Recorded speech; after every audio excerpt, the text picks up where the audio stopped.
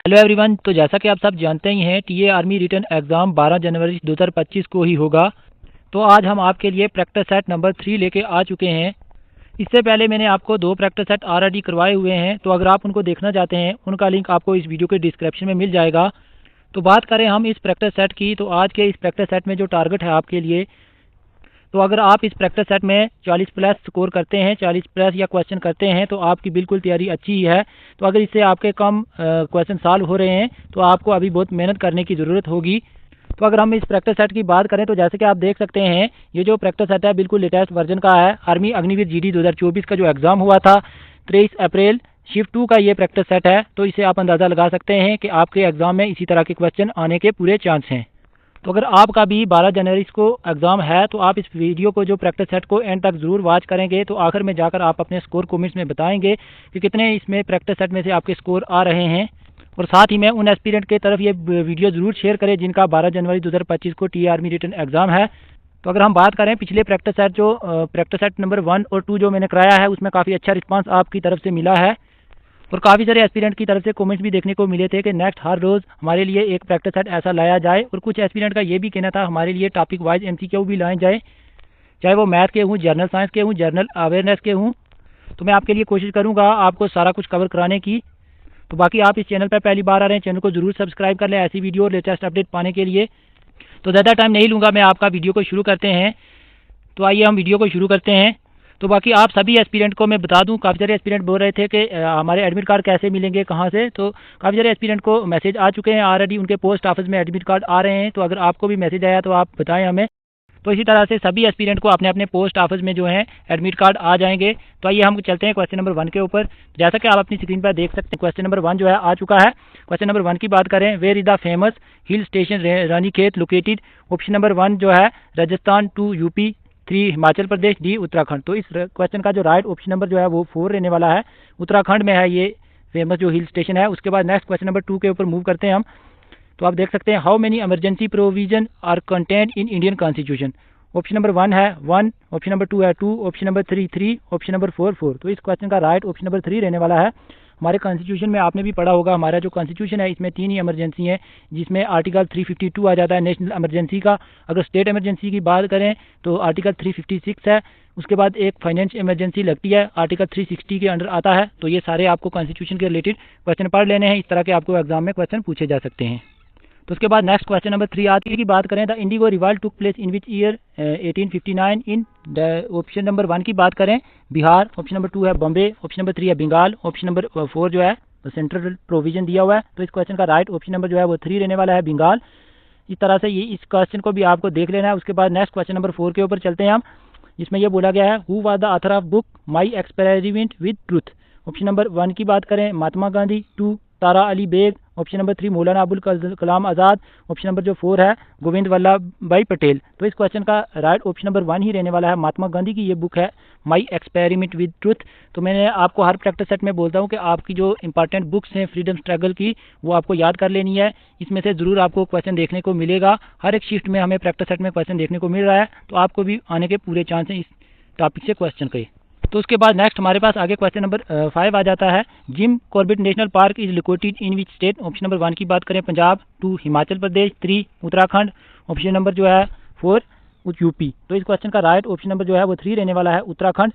तो इस तरह से आपको इंपॉर्टेंट जो नेशनल पार्क हैं वो भी याद कर लेने हैं, जैसे काजीरंगा नेशनल पार्क जो असम में है। उसके बाद आगे नेक्स्ट जो है सिंपली पाल जो है उड़ीसा में है। इसी तरह से काफ़ी सारे इंपॉर्टेंट जो हमारे नेशनल पार्क हैं वो भी आपको याद कर लेने हैं। उसके बाद नेक्स्ट क्वेश्चन नंबर 6 की बात करें अगर हम, वेयर द आज़ाद हिंद फौज फाउंडेड। तो ऑप्शन नंबर 1 की बात करें सिंगापुर, ऑप्शन नंबर 2 हमारे पास थाईलैंड, ऑप्शन नंबर 3 की बात करें ब्रिटेन, ऑप्शन नंबर डी की बात करें इटली। तो इस क्वेश्चन का राइट ऑप्शन नंबर जो है 1 रहने वाला है, सिंगापुर। तो ये सुभाष चंद्र बोस के द्वारा ये हमारी जो आज़ाद हिंद फौज थी वो बनाई गई थी।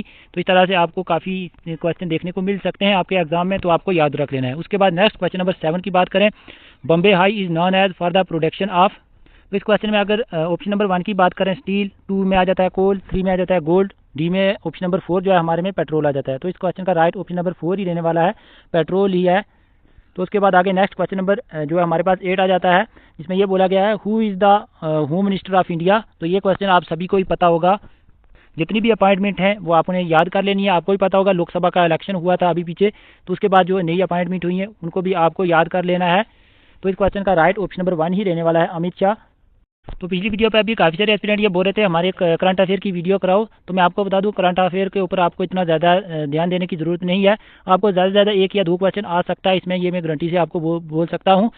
तो आप वेट करें, आपके लिए एक ही 2-3 दिन के बाद में एक ही वीडियो में आपको सब कुछ कवर करा दूंगा। 7-8 मिनट की वीडियो होगी, उसमें सारा आपका करंट अफेयर कवर हो जाएगा। तो आप चैनल को सब्सक्राइब कर लें। उसके बाद नेक्स्ट आगे हमारे पास क्वेश्चन नंबर 9 आ जाता है, who is the current air force chief. तो इसमें यह पूछा गया है एयरफोर्स के जो करंट चीफ हैं वो कौन है। ऑप्शन नंबर 1 की बात करें Arup Raha, Manoj Mukund Naravane. Option number C आ जाता है Rakesh Kumar Singh. Option number D आ जाता है विवेक राम चौधरी। तो इस क्वेश्चन का राइट ऑप्शन नंबर 4 ही रहने वाला है, विवेक राम चौधरी। मेरे हिसाब से अभी एयरफोर्स के जो चीफ हैं वो भी चेंज हो चुके हैं, तो आपने गूगल कर लेना है जो नए एयरफोर्स के चीफ आए हैं वो कौन है। मुझे जहाँ तक लगता है एयरफोर्स के उनका नाम शायद अमरप्रीत सिंह है, तो आपको ये कंफर्म करना है कि कौन से एयरफोर्स के नए चीफ आए हैं। तो बाकी मैं आपके लिए 1-2 दिन में वीडियो लेके आऊँगा करंट अफेयर की, उसमें सभी ये अपॉइंटमेंट वगैरह कवर करा दूँगा। इसमें हम सारे करंट अफेयर कवर कर देंगे। उस क्वेश्चन नंबर 10 आ जाता है, where was the final of the 2023 ODI world cup held. Option number 1 Delhi, 2 Ahmedabad, 3 Ahmedabad, D Mumbai. तो इस क्वेश्चन का राइट ऑप्शन नंबर जो है वो 2 रहने वाला है, अहमदाबाद। अहमदाबाद की बात करें तो यहाँ पे मोटीरा जो नरेंद्र मोदी स्टेडियम है इसमें ये फाइनल मैच खेला गया था। अगर हम बात करें किसने ये वर्ल्ड कप जीता था तो ये ऑस्ट्रेलिया ने 2023 का जो वर्ल्ड कप इंडिया में ही हुआ था और ऑस्ट्रेलिया ने जीता है। उसके बाद नेक्स्ट क्वेश्चन नंबर 11 हमारे पास आ जाता है, Onam is a festival celebrated in which state. Option number 1 Karnataka, 2 Kerala, 3 Goa, 4 Tamil Nadu. तो इस क्वेश्चन का राइट ऑप्शन नंबर जो है वो 2 रहने वाला है, केरला में ये फेस्टिवल सेलिब्रेट किया जाता है। उसके बाद आगे हम तो नेक्स्ट हमारे पास क्वेश्चन नंबर 12 है, as per census 2011 which state है the highest total literacy rate in India. Option number 1 की बात करें तमिलनाडु, 2 कर्नाटका, 3 केरला, डी सिक्किम। तो इस क्वेश्चन का राइट ऑप्शन नंबर जो है वो 3 रहने वाला है, केरला का हाईएस्ट सेक्स रेशियो है सेंसस 2011 के मुताबिक। उसके बाद नेक्स्ट क्वेश्चन नंबर 13 के ऊपर चलते हैं, Abhinav Bharat society was funded by. चलते हैं हम ऑप्शन के ऊपर। ऑप्शन नंबर 1 की बात करें तरकनाथ बोस और रास बिहारी बोस, चंद्रशेखर आज़ाद, वी.डी. सावरकर। तो इस क्वेश्चन का राइट ऑप्शन नंबर जो है वो 4 रहने वाला है, वी.डी. सावरकर। अगर हम इसकी बात करें 1905 में जो इसको फंड किया गया था भारत अभिनव सोसाइटी को वी.डी. सावरकर के द्वारा, तो ये डेट भी आपको याद कर लेनी है। उसके बाद नेक्स्ट क्वेश्चन नंबर 14 आ चुका है हमारे सामने, where will the Asian football cup held 2027। 2027 का एशिया का जो फुटबॉल वर्ल्ड कप है वो पूछा गया है कहाँ पे होगा। ऑप्शन नंबर 1 की बात करें UAE, 2 ईरान, 3 सऊदी अरब, 4 कुवैत। तो इस क्वेश्चन का राइट ऑप्शन नंबर 3 रहने वाला है, सऊदी अरब में ये एशिया फुटबॉल वर्ल्ड कप जो 2027 वाला ही होगा। तो उसके बाद आगे नेक्स्ट क्वेश्चन नंबर 15 के ऊपर हम चलते हैं। इसमें ये बोला गया है which article ensure abolition of untouchability. Option number 1 की बात करें आर्टिकल 16, 2 आर्टिकल 17, 3 आर्टिकल 18, 4 आर्टिकल 19। तो ये बहुत क्वेश्चन इंपॉर्टेंट है, आपको याद कर लेना है। इसका राइट ऑप्शन नंबर जो है वो 2 रहने वाला है, आर्टिकल 17 में ये कहा गया है। इसी तरह से फंडामेंटल राइट जितने भी हैं वो सारे आपको पता होने चाहिए, याद करके जाने हैं। और जितने भी बेसिक कॉन्स्टिट्यूशन से क्वेश्चन आते हैं वो भी आपको पढ़ के जाने ही होंगे। उसके बाद नेक्स्ट आगे हमारे पास आ जाता है साइंस का पोर्शन। साइंस के पोर्शन की बात करें आगे हमारे पास नेक्स्ट क्वेश्चन आ जाता है, जैसा कि आप अपनी स्क्रीन पर देख सकते हैं, which of the following is an autotroph. इनमें से एटोट्रॉप कौन से हैं। एटोट्रॉप का आपको पता ही होगा जो अपना खाना खुद बनाते हैं। जो उसके बाद एक सब टाइप होती है इसकी हीटेरोट्रॉप। हीटेरोट्रॉप की बात करते हैं जो दूसरों पर डिपेंड होते हैं। तो चलते हैं हम ऑप्शन के ऊपर। ऑप्शन नंबर 1 की बात करें डीर, ऑप्शन नंबर 2 में भी दिया हुआ है। ऑप्शन नंबर 3 की बात करें स्क्विरल, ऑप्शन नंबर 4 में एल्गी। तो इस क्वेश्चन का राइट ऑप्शन नंबर जो है वो 4 ही रहने वाला है, एल्गी। प्लांट्स और एल्गी जो होते हैं ये एटोट्रॉप ही होते हैं, ये आप सभी को पता ही होगा। उसके बाद नेक्स्ट आगे हम क्वेश्चन नंबर 18 के ऊपर चलते हैं। साइंस का क्वेश्चन नंबर 18 है, sperm in males are produce by. तो मैं आपको बता दूं अगर मेरी को प्रोनाउंसिएशन में कोई दिक्कत आ जाती है, क्वेश्चन आपके सामने ही होता है, आप इसको समझ सकते हैं। कभी हो जाता है तो आप वीडियो के नीचे कोई ऑप्शन मैंने गलत बताया है, कोई किसी आंसर का गलत आ जाता है तो आप नीचे कमेंट्स में बता दें हमें कि कौन सा क्वेश्चन गलत हुआ है, उसको हम बाद में करेक्ट कर लेते हैं। उसके बाद इस क्वेश्चन की बात करें 18 की, sperm are in male produce by. तो इस क्वेश्चन का राइट ऑप्शन नंबर 2 ही रहने वाला है, तो आप देख सकते हैं। उसके बाद नेक्स्ट क्वेश्चन नंबर 19 आ जाता है हमारे पास, which mineral salt found in haemoglobin. Option number 1 की बात करें नन ऑफ दीज दिया हुआ है। ऑप्शन नंबर 2 में आयरन, 3 में आयोडीन, 4 में फॉस्फोरस। तो इस क्वेश्चन का राइट ऑप्शन नंबर जो है वो 2 ही रहने वाला है, आप सभी को ही पता होगा। हीमोग्लोबिन में आयरन होता है, इसी वजह से हमारा जो हीमोग्लोबिन में ब्लड होता है वो रेड ही होता है। उसके बाद नेक्स्ट क्वेश्चन नंबर 20 आ चुका है हमारे पास। इसमें बोला गया है malaria is cause by. Option number 1 की बात करें प्लाज्मोडियम, 2 में बैक्टीरिया, सी में कुलिक्स मस्कीटो, डी में वायरस। तो इस क्वेश्चन का राइट ऑप्शन नंबर 1 ही रहने वाला है। मलेरिया जो होता है वो प्लाज्मोडियम इसका आंसर रहने वाला है। डिजीज़ से भी आपको क्वेश्चन करके जाने हैं, वायरस की डिजीज़ होगी, प्रोटोजुआ की होगी, बैक्टीरियल डिजीज़ होगी। इसी तरह से आपको सभी डिजीज़ के टॉपिक जो है ये पता होने चाहिए। आपके एग्जाम में साइंस पोर्शन से क्वेश्चन बनेगा इसमें। उसके बाद नेक्स्ट क्वेश्चन नंबर 21 है हमारे पास, which of the following is used in pencil. Option number 1 की बात करें चारकोल, 2 में सिलिका, 3 में फॉस्फोरस, डी में ग्राफाइट। तो इस क्वेश्चन का राइट ऑप्शन नंबर 4 रहने वाला है ग्राफाइट। तो आगे चलते हैं क्वेश्चन नंबर 22 के ऊपर, जिसमें यह बोला गया है which type of bond in present in water bond which type of bond present in water.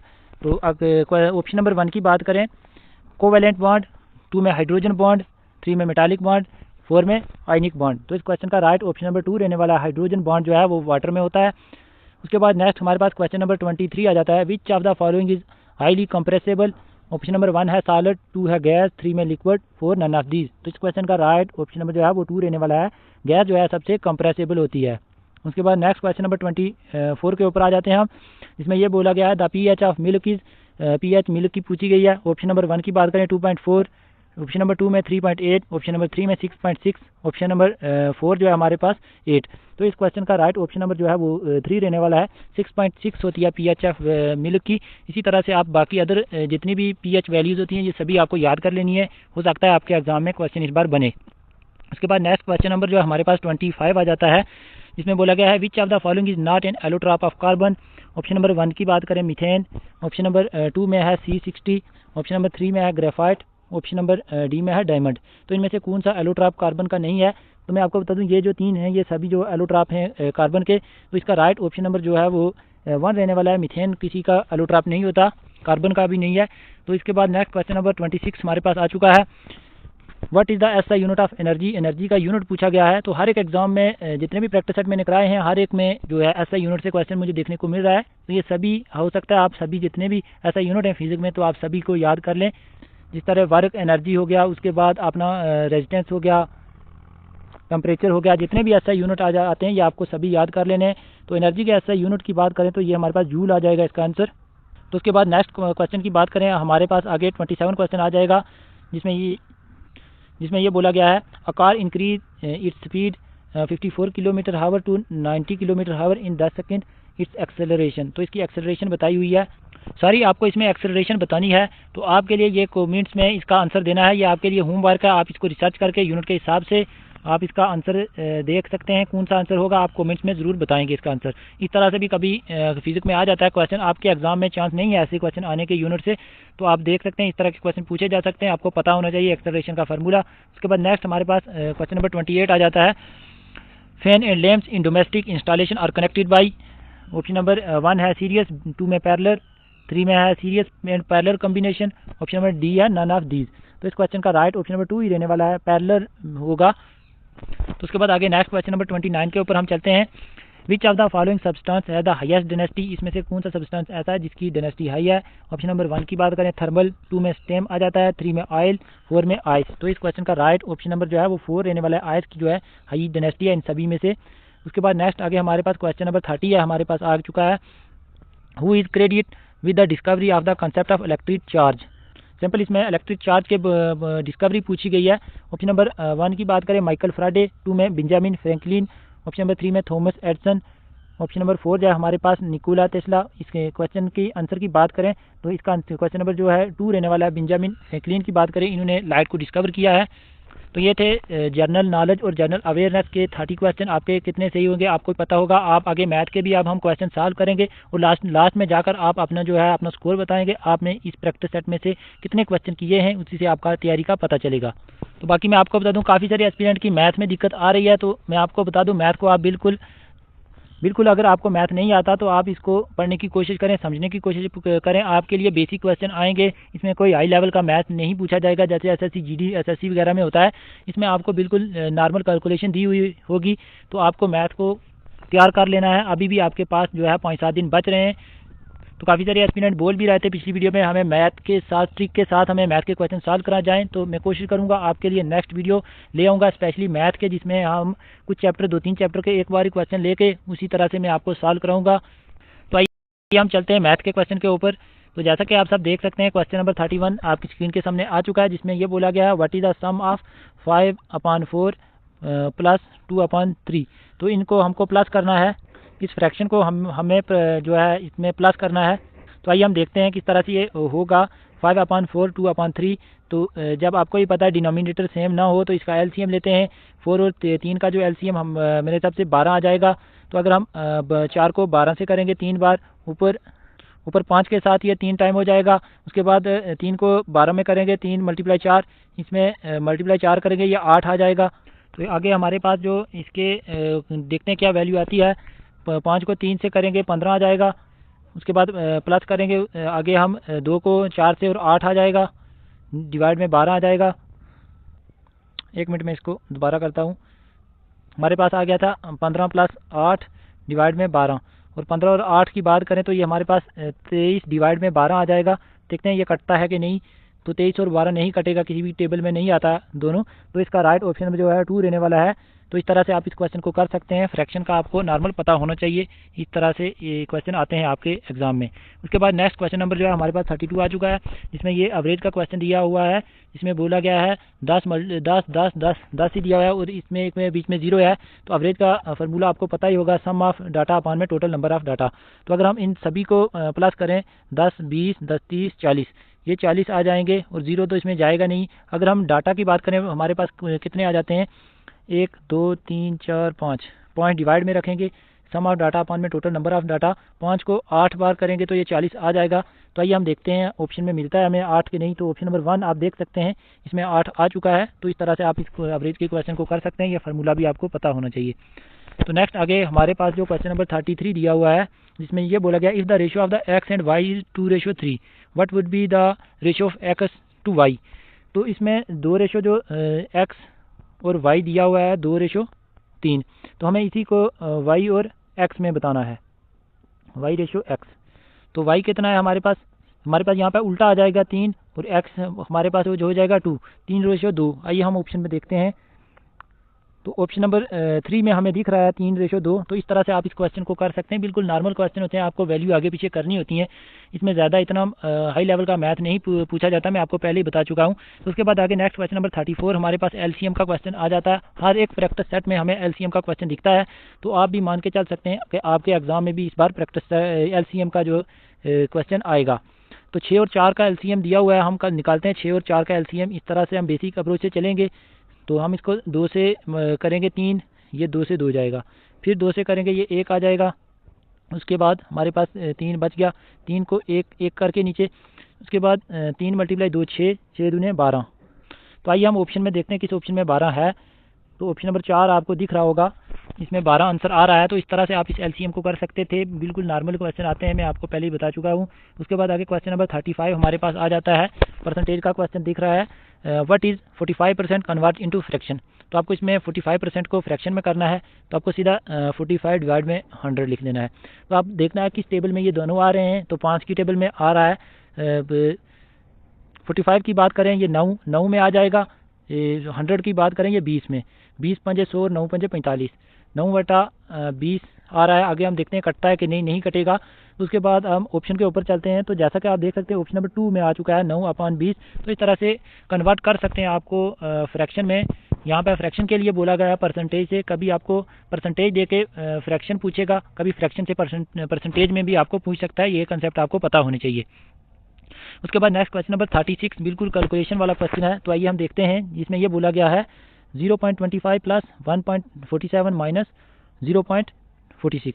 तो हम सीधा इसको प्लस करेंगे। अगर पॉइंट की बात करें तो पॉइंट के नीचे पॉइंट रखना होता है, प्लस का जब केस आता है। 0.25 इधर प्लस लगा देंगे, 1.47। सबसे पहले हम इनको प्लस कर लेते हैं। 7 और 5 12 हो जाएंगे, 1 ऊपर चला जाएगा। 2 और 1 3, 3 और 2 5, 1 का 1, 1.52 आ रहा है। तो अब इस 1.52 से हमको माइनस करना होगा 1.52 माइनस 46। तो अब हम इस 2 में से 6 को निकालेंगे, इधर लेके जाएंगे। 1 12 में से 6 आ रहा है। फिर इधर हमारे पास 5 में से 1 आगे लेके गए थे। 1 मिनट, मुझे लगता है इस क्वेश्चन में मैंने कहीं कैलकुलेशन में गलती की हुई है। फिर हम इस क्वेश्चन को करते हैं। 0.25 प्लस 1.47।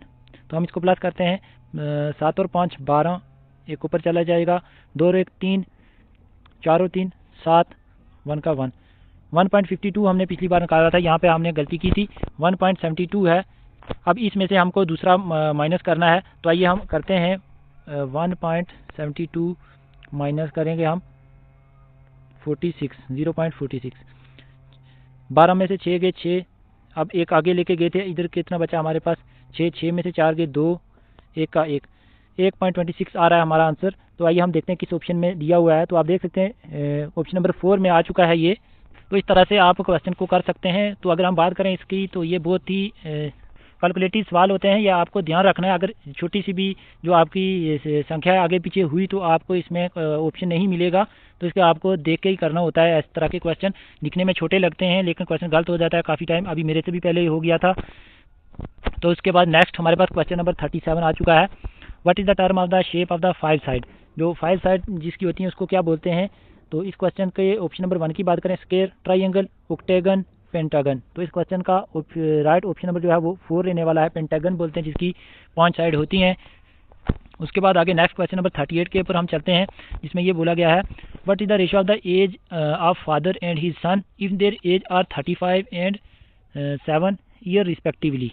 तो इसमें फादर और सन की रेशियो दी हुई है। अगर हम फादर की बात करें 35 है, उसके बाद सन की बात करें 7 है।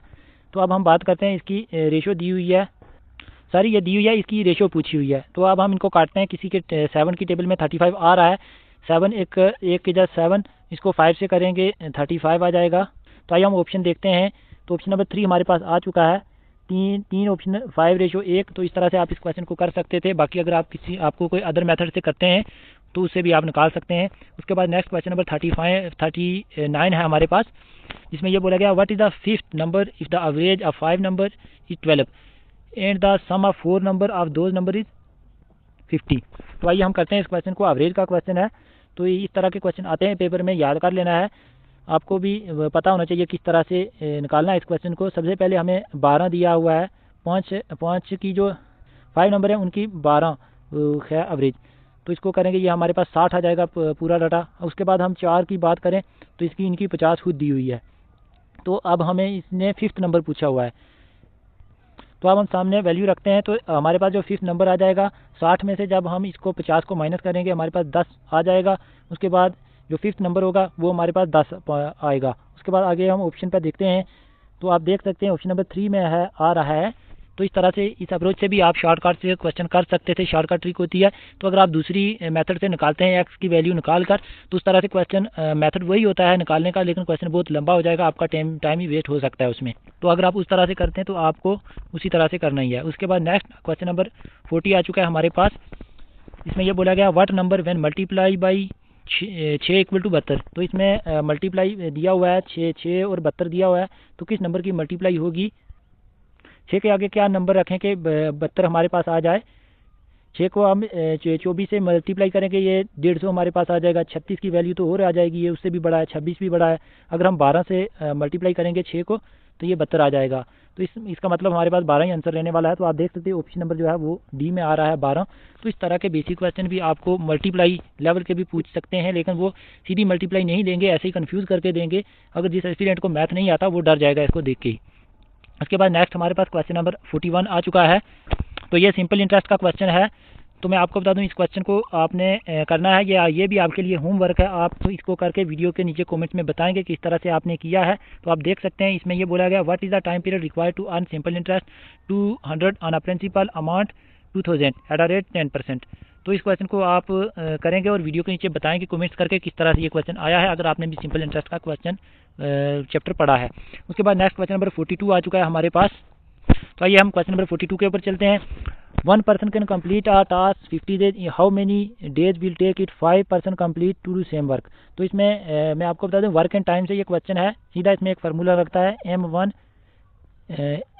D1 equal to M2 equal to D2। तो आइए हम इस वैल्यू को पुट करते हैं इस फार्मूले में। M1 पहले में दिया है, एक पर्सन किसी काम को 50 दिन में करता है, हमारे पास आगे M2 आ जाएगा। M2 की बात करें तो इसमें 5 पर्सन दिए हुए हैं, तो आगे हमारे पास टास्क नहीं है, इसमें इसको हम आली छोड़ देंगे।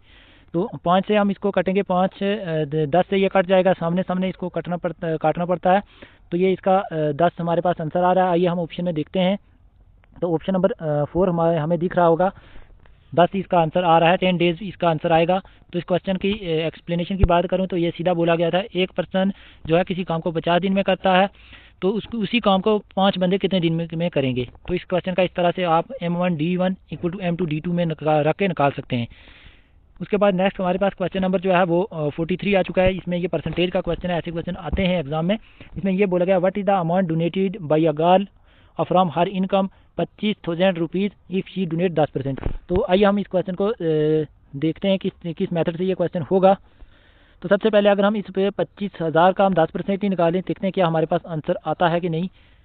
इसका हम 10% निकालते हैं, डिवाइड में आ जाएगा 100, एक से ये कट जाएगा, एक से ये कट जाएगा, हमारे पास 2500 आ रहा है। तो इस तरह से आप इस क्वेश्चन को निकाल सकते हैं। ऑप्शन नंबर 3 इसका राइट ऑप्शन रहने वाला है। तो आपको सीधा इस 25,000 में से 10% निकालना था, तो आपका आंसर आ जाना था। उसके बाद नेक्स्ट क्वेश्चन नंबर 45 आ चुका है हमारे पास। आज का जो है ये इस प्रैक्टिस सेट का लास्ट क्वेश्चन है। तो आइए हम देखते हैं इस क्वेश्चन को। What will be the quantity of water 50 litre of A milk, it contains 20% of water. तो इसमें सीधा मैं आपको बता दूं, शॉर्टकट ट्रिक ही है इसकी। 50 का 20% निकालते हैं हम, तो हमारा आंसर आ सकता है। डिवाइड में 100 निकालते हैं, 50 × 20 डिवाइड में 100, इससे ये से ये कट जाएगा। तो 2 से मल्टीप्लाई 5 को करेंगे, 2 × 5 = 10। तो इसका ऑप्शन नंबर जो है वो 4 रहने वाला है राइट ऑप्शन। तो इस अप्रोच से भी आप इस क्वेश्चन को कर सकते थे। बाकी आप कोई अदर मेथड से इन क्वेश्चन को करते हैं, मैं आपको शॉर्टकट ही बताता हूँ क्योंकि ये प्रैक्टिस सेट है। अगर आप एक्सप्लेनेशन से बोलेंगे तो मैं आपके लिए वीडियो लेके आऊँगा जिसमें आपको पूरी डिटेल में बताऊँगा। लेकिन ये प्रैक्टिस सेट है, अगर मैं एक्सप्लेनेशन से आपको बताता रहूँ तो वीडियो लंबी हो जाएगी, आपका टाइम भी वेस्ट होगा। तो इसीलिए मैं इसमें शॉर्टकट यूज़ करता हूँ। तो अगर आप भी चाहते हैं आपके लिए एक एक्सप्लेनेशन से वीडियो लेके आया जाए मैथ की, तो आप हमें कमेंट्स में बता सकते हैं। तो प्रैक्टिस सेट की बात करें, इससे आपको यही बेनिफिट मिलता है कि आपकी तैयारी का पता चलता है। अगर आपने पढ़ा है, सब कुछ पढ़ा है, तो आप प्रैक्टिस सेट लगाएंगे, उसमें क्वेश्चन करेंगे, तो उससे आपकी तैयारी का पता चलेगा कि आपको कितना आता है और कहाँ से पढ़ा है और किस तरह का आपने पढ़ा है, क्या उस तरह का एग्जाम में आएगा या नहीं। तो अगर हम लेवल की बात करें तो ये अग्निवीर के प्रैक्टिस सेट हैं। इससे आपका लेवल जो है वो कम ही रहने लेवल है आपका टी आर्मी रिटन एग्जाम जो है इससे कम ही रहने वाला है। आपको घबराने की कोई ज़रूरत नहीं है। अगर आप इस प्रैक्टिस सेट में से 35 या 40 प्लस क्वेश्चन कर लेते हैं तो आपकी तैयारी अच्छी रही है। तो अगर आप इसमें से थोड़े कम करते हैं तो फिर आपका थोड़ा मुश्किल हो सकता है, आपको अच्छे से मेहनत करनी होगी इससे आगे।